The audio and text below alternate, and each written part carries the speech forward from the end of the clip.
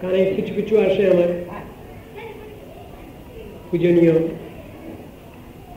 জনার্দন মহারাজের সঙ্গে আমার সখ্যভাব ছিল, ছিল আরো অনেকের সঙ্গে। কিরকম সখ্যভাব আমি তো কিছু বুঝলাম না।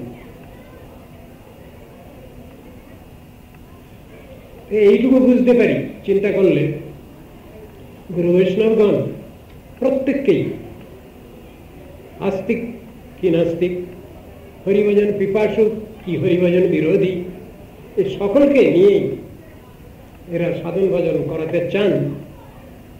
একটা প্রচেষ্টা তাদের সকলেরই আছে।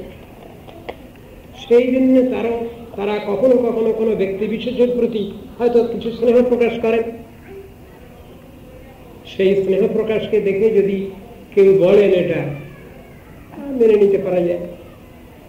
আমাকে হরিভজন কেউ করাবেন, তার জন্য আমার প্রতি কিছু স্পেশাল গ্রেস, কিছু স্পেশাল অ্যাফেকশন থাকতে পারে। এটা তো গুরু বৈষ্ণবদের স্বভাবই আছে। সমগ্র বিশ্ববাসীকে হরিভজন করানো এইটাই তো তাদের কর্তব্য দায়িত্ব বলে নিয়েছেন। নিজের জন্য তো চিন্তা করছেন না।